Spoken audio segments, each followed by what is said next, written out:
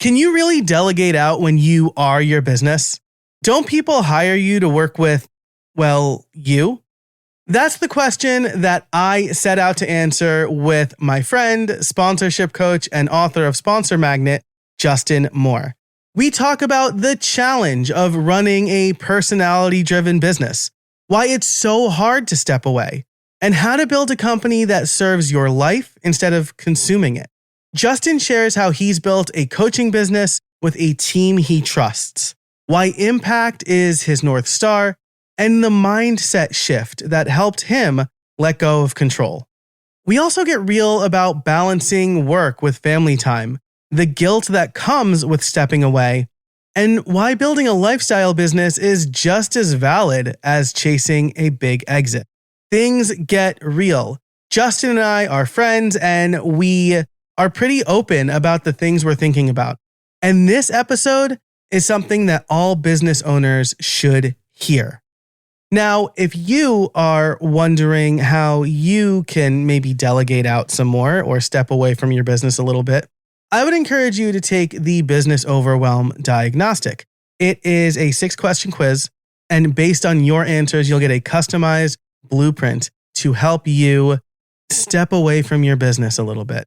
I think it's truly helpful for a lot of solopreneurs especially. And if you're interested, you can head over to streamlined.fm/overwhelm. But for now, let's get into the intro and then the interview. If you're overwhelmed by a chaotic business that's stealing time from your family, Streamlined Solopreneurs for you. Hey everybody, my name's Joe Casabona and I've been there. And on this show, I will show you how to turn chaos into clarity so you can stop checking your email at the playground. You are a present family man. You are running a business. It seems like an increasingly growing business, at least from the inside. I'm meeting more people. What's the most important thing for you in balancing family life and business life? All right, we're just going to get really deep really quickly. Super deep. Just slam straight to it. I hope you didn't eat before this because we're in the deep end. Here's the deal, dude. About a year ago, I started thinking every time my kids came bounding in the room, asking me to play basketball with them or play chess with them or anything, basically, I started imagining myself in 20 years, looking back on this very moment. So Justin, 59 years old, I'm 39 right now. And I thought, as a 59-year-old, what decision would I hope 39-year-old Justin would make in this moment? Would it be, hey, buddy, sorry, I got to finish up this email sequence? Or would it be, sure, dude, let's go play basketball? And so I've been having this split-second vision every single time this happens over the last year. And I'm very proud to say that I have made the decision to just like hang out with my kids virtually every time. And as my kids get older, they're 8 and 11 now, I start thinking I've got basically 10 years, 7 years with my oldest until they're probably out of the house at college, 10 years with my youngest. And really, in reality, maybe just a handful of years until my older son doesn't want to hang out with me anymore, wants to like hang out with his friends. So I don't know, man, I'm just these days, I'm being much more intentional about how to balance my family with my work and knowing that kind of like when they're gone, I can work as hard as I want. I think that that's a really good thought to have. Everybody listening probably to this knows I've got 8, 5, and 3. And yeah, like you said, like right now, my kids want to hang out with me. That is increasingly less likely as the years go on. And so I try to do the same thing. Like I try to think about the same thing. Now, you have a coaching business, more or less, right? Would you say you have a coaching business? I have a coaching business / we have a coaching business, I think is more accurate because we do the coaching together. Yes. Yeah, I would say that is what I would call the business now. Yeah, coaching and education. This is something I think a lot of solopreneurs, small business owners, which by the way, would you say you're a solopreneur? I would say, I feel like I've transitioned out of that now that I have basically full-time employees, but I generally still feel like I have that vibe though. I was talking to Layla Pomper about this on a previous episode, and the distinction is kind of weird and blurry. Like I've called myself a freelancer, solopreneur. I think small business owner is probably good. But with businesses that rely on the person, the personality, especially coaching businesses. Yeah. Have you found it hard to step away? How do you start to delegate more of that? I don't know if listeners know, but I coach for you. And one of the kind of insecurities I have is that people sign up because they see your content, and I'm worried they're going to be upset that they're not getting Justin, they're getting Joe. To be honest, Joe, after I wrote my book Sponsor Magnet, part of the goal was frankly impact, to be able to reach more people with what I believe around sponsorships. It definitely took a mindset shift for me to decide that I can't be precious with this stuff. Yes, I would love to be able to have eyeballs on every single coaching client that we're touching, every single person that watches my courses, every single person who emails us, of the tens of thousands of people who are on our email list, because we're getting lots of inquiries, not just from customers, but also from audience members and so on. And so for a long time, I did have that block where I was like, it has to be me answering the emails because they're emailing me because it's my email address that's sending out the emails, right? But I had this moment where I was just like, actually, my North Star is impact. And that led me, again, to do the book, to have other people in my universe help, to hire you and have you support our clients. And so I think it's just about expectation setting. It's not Justin that you're looking for. You're looking for support about sponsorships. And so I think a lot of it is like a positioning exercise, but I very much had to kind of kill my darlings when it came to realizing that it doesn't just have to be me. That's really important. I mean, it's something that I try to teach my clients all the time, right? Like, you don't need to do everything in your business. What you're doing, I think, is a big shift. Because I was asked the same thing a few years ago. Like, your business is inextricably tied to you. How would you sell your business? They said. And I'm like, oh, I would almost never sell my business. Mm-hmm. But I still think about that. And I've kind of come to the conclusion that I like to do the implementing. My North Star is definitely like build cool stuff, I think. Early on, within the first 2.5 years of the business, I had 2 acquisition offers for Creator Wizard. And these were kind of more like acqui-hires almost, where they were proposing to buy my brand and I would stay on and continue to kind of build out their creator advocacy program and so on. And so I was actually faced with a real decision early on of, what am I even doing here? Like, is that something I even want? Like, I played that out for several years. Like, am I going to be happy doing that? And ultimately what I decided, I turned down both of those opportunities, was that I played this out 10, 20, 30 years.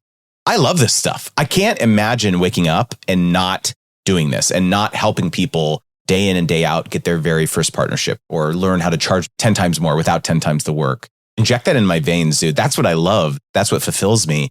And so I had the idea that wow, I'm going to have some sort of earnout with this other acquirer. Probably there's going to be some performance metrics. I'm going to have kind of golden handcuffs for a couple of years. There's probably going to be some sort of exclusivity where I can't start a business in a similar category for a certain duration. And holy cow, I played that out and I got cold sweats thinking about that. It's as much about, there's all this talk around build your business so it can exit and then you can have a liquidity event. And if the brand is built just on you, you'll never have an exit and all that. And I don't know, man. I think that there's a real thing to creating a lifestyle business and you just wake up every day loving what you do.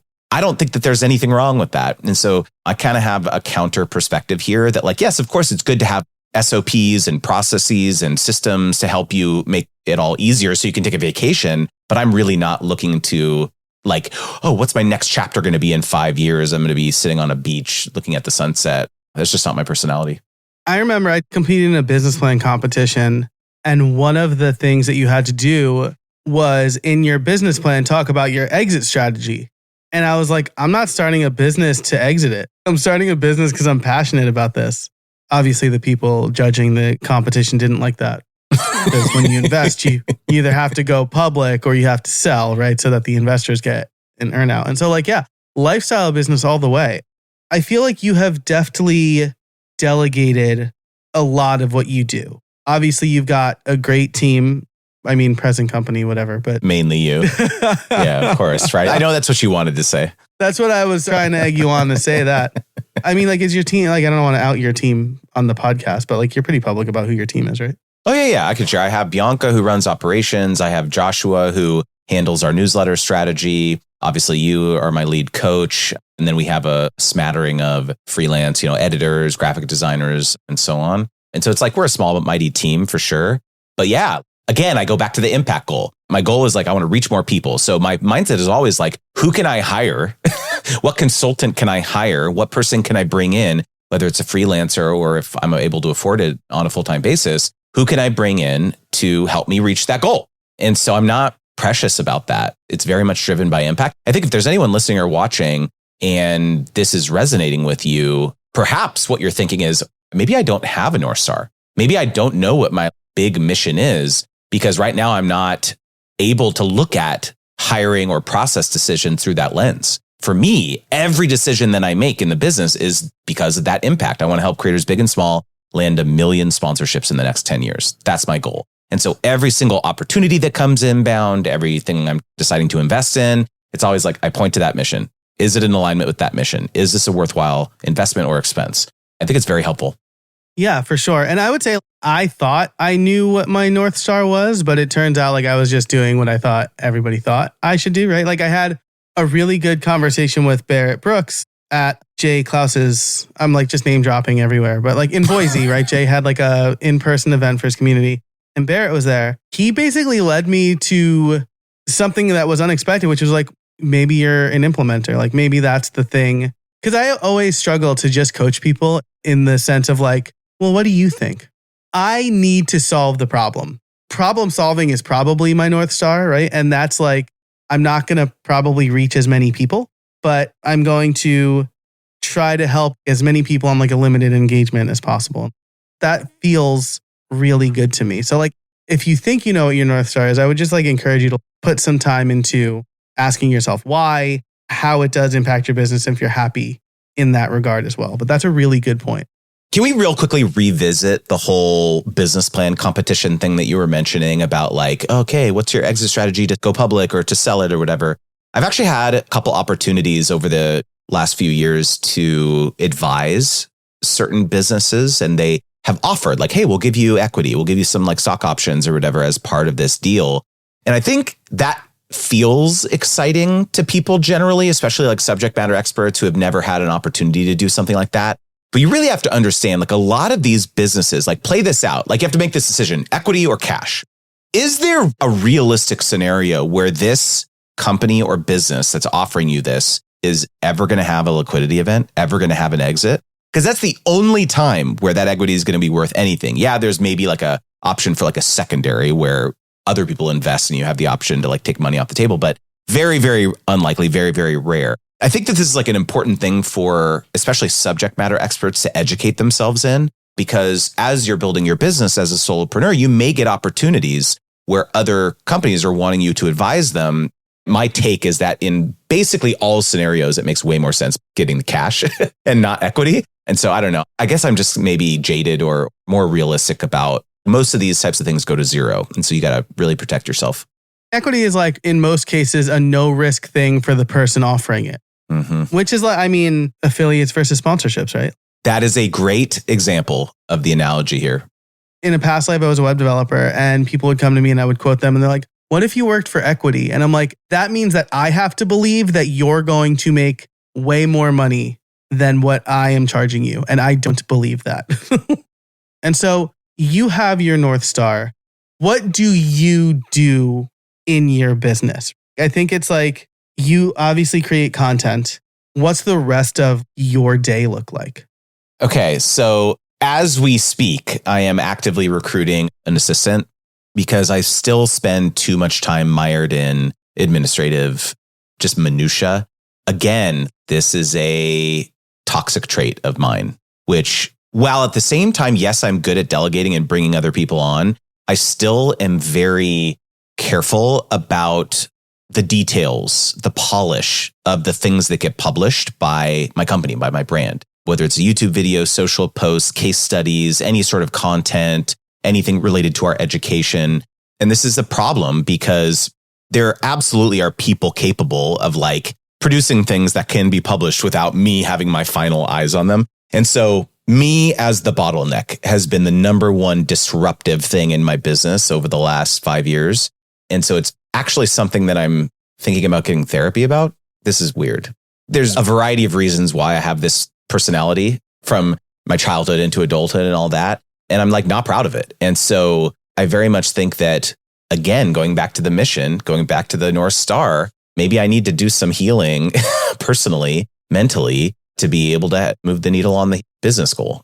And so it's just like definitely something that I need to improve. But to your point, like I spend a lot of time on content. I spend a lot of time on the various pings and dings all over social media because I get tagged constantly in all the different platforms. And I feel as though I need to get back to people because they could be potential customers. And it often prevents me from getting deep work done. When I was writing the book, I was very disciplined. I had a 2-hour writing block Monday through Friday every single morning. And I was very disciplined about it. I had like a 2-hour hourglass, this like giant hourglass that I just like flipped over and I shut everything on DND. I wrote for 2 hours every day.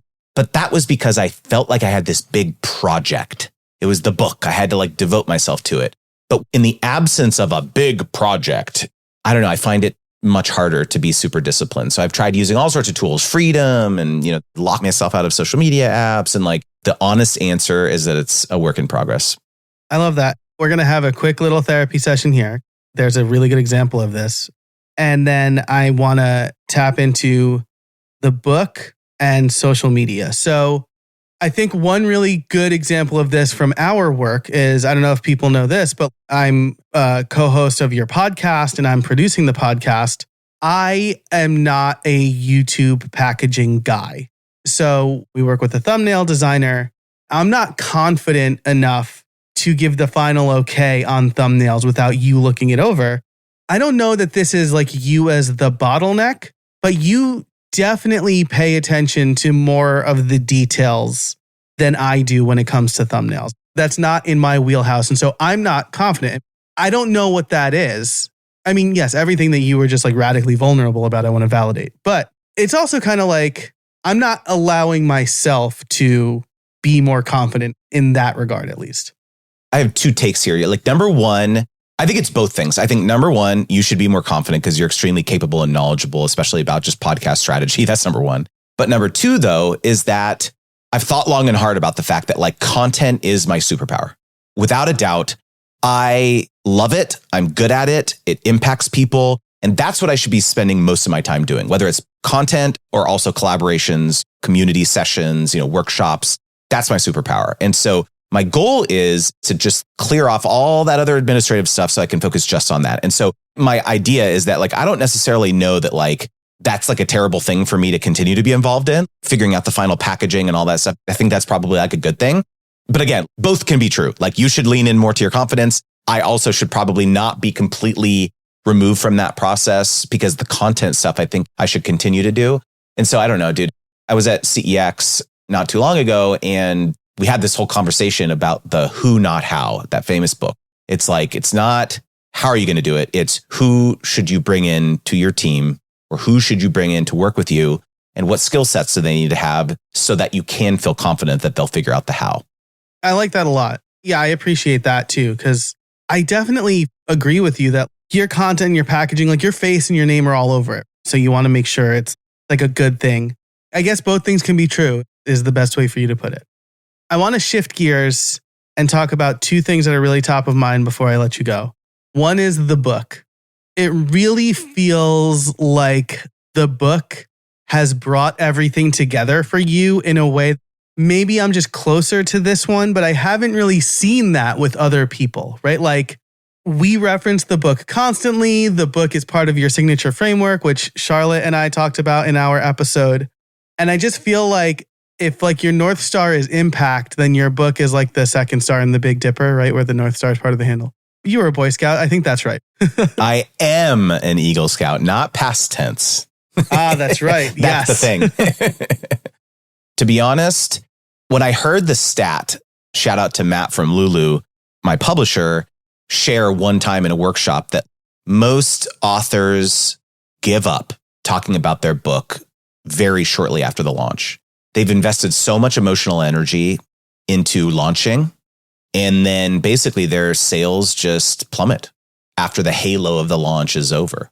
When I heard that stat, I was just 100% sure that I was not going to suffer at the hands of that stat. And so even though at some times or some point, it has felt as though, oh man, I'm continuing to talk about the book. It's been 7 months after it came out and all that. It continues to surprise me that the majority of people have no idea who I am. And the majority of people have never heard about my book.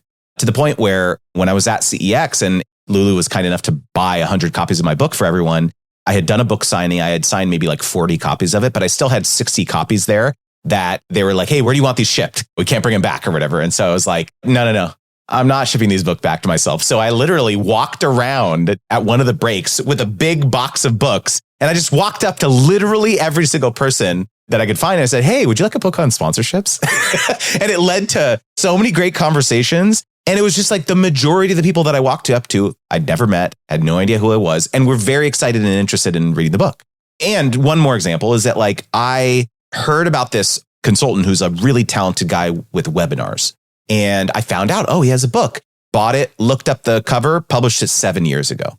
I had no idea who this dude was. And it's a fantastic book. And so I really do feel like the book I have written is truly evergreen, and it would not do myself justice. It would not do the material justice if I didn't keep talking about it for years to come. I love that. Is it Rob Fitzpatrick?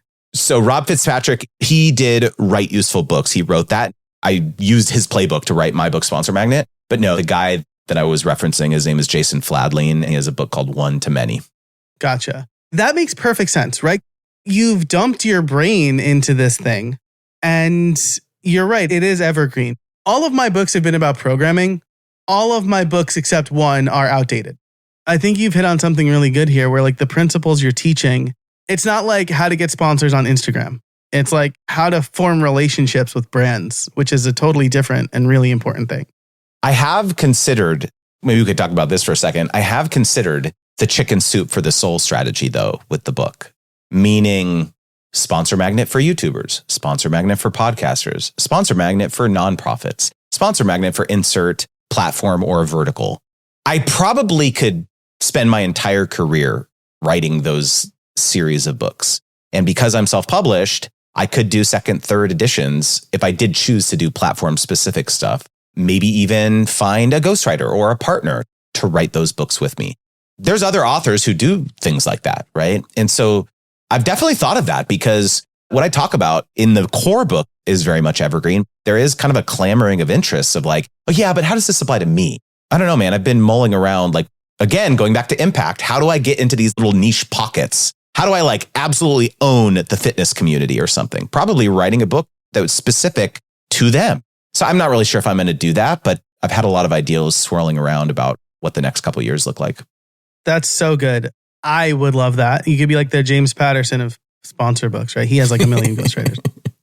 We've ventured into social media. I want to close here with this because I hate social media. Something that a lot of people at Sponsor Games learned was that I don't have social media apps on my phone, which was met with bewilderment followed by, wow, that's like a really good dad move that you've done there. How important has social media been to like your business's growth? I'm not sure if this is the answer you want, but it's been huge.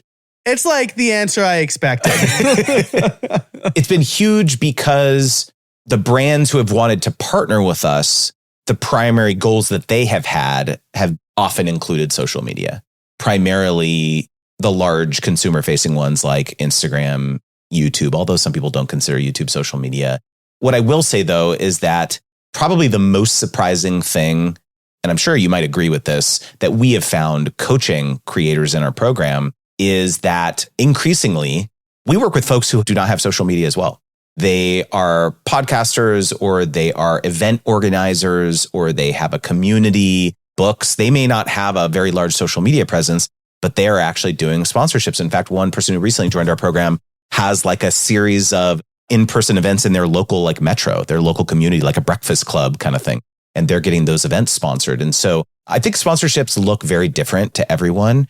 And while you don't need social media necessarily to grow your business, I do think that they aid in it. I mean, Jay Klaus has this great visual that he talks about often, which is that using social media as a discovery mechanism and then first priority, like immediately, is basically get them over to a platform where you own, whether that's email, whether that's SMS, podcasting to some degree, where when you are actually publishing a newsletter, a digest or podcast episode, as long as it goes out on the RSS feed or you send it out in your email service provider, it's guaranteed to be sent to them. Social media is not that way because the platforms have algorithms that determine whether or not that content is going to be showed to the people who clicked follow. And so I do 100% agree with that social media plays a role, but ultimately at the end of the day, you want to migrate those people as quickly as possible to a mechanism you control. Really, really good point. So I will ask one follow-up, which is you mentioned like social media vis-a-vis sponsoring. What about social media vis-a-vis the coaching and education side of the business? Like, do you find that maybe is there a particular platform that you have found to be incredibly helpful there? 2 answers. Number 1, YouTube has a unrivaled ability to educate people at length, at scale. Daniel Priestley, in his amazing book, Key Person of Influence, cited a stat that people on average need to hear your opinions and your voice for an average of 7 hours in 11 different places or 11 different times. I might be butchering that stat, but it's something like that before they feel comfortable purchasing something from you or patronizing your business. And so I always will prioritize long form platforms to allow people the ability to just kind of be indoctrinated by what I believe about sponsorships, right? Because it's very different. So whether that's podcast, YouTube, I think that's like a big deal. And you should always invest in one of those, at least in your business. And then the second one, I think Instagram. Instagram has a different user behavior than other platforms in that the action of DMing someone, it being a communication platform, is kind of inherent to the platform. Whether this is in stories, people responding to your stories, or DMing you just from looking at your profile. I've spoken with a lot of different coaches and service providers and so on that have told me that investing in Instagram over a platform like TikTok or over a platform like YouTube Shorts, which does not have a messaging feature, Instagram, if you had to pick one, it would be that. Good to know. And the last question I'll ask, tying it back to the first question, is I think you and I are very similar in that we have a lot of ideas and we like to act quickly. How do you turn off when you are with your family?